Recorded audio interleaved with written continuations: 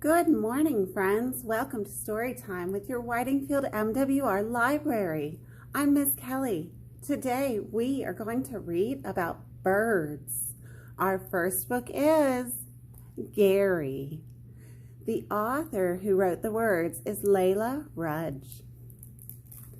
Gary. Most of the time, Gary was just like the other racing pigeons. He ate the same seeds, slept in the same loft, and dreamed of adventure.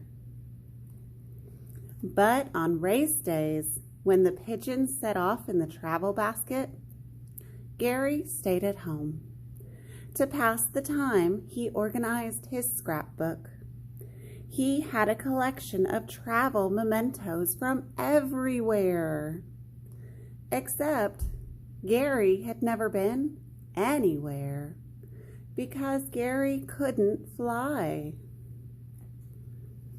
The racing pigeons usually returned just before supper, and they always discussed wind directions and flight paths, or waypoints. Gary loved hearing about their adventures. He would perch nearby and record everything in his scrapbook. But one night, Gary leaned too far on his perch and lost his balance.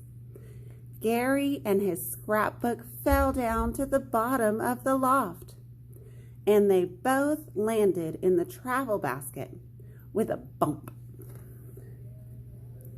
The next day was race day, and Gary traveled a very long way from home. By the time Gary woke up, the sky was full of feathers and flapping wings.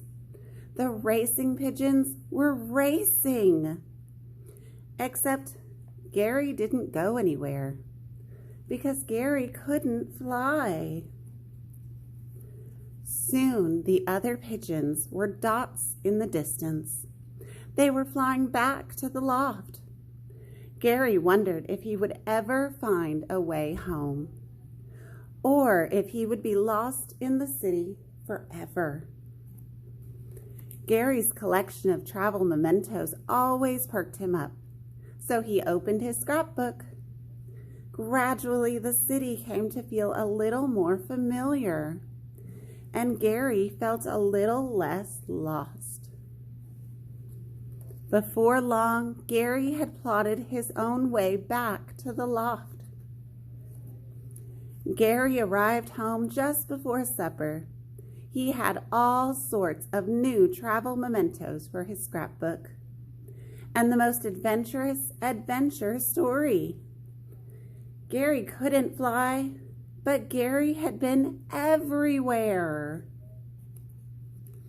Most of the time, Gary is just like the other racing pigeons. He eats the same seeds, sleeps in the same loft, and dreams of adventure. But on some days, the other pigeons are just like Gary. The end. Our next book is Hooray for Birds. The author who wrote the words is Lucy Cousins. Hooray for birds! Can you imagine, just for one day, you're a busy bird? Yes, a bird! Hooray!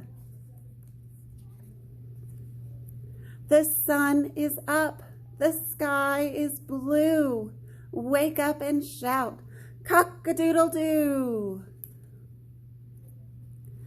Flap your wings and you can fly higher and higher, up, up in the sky.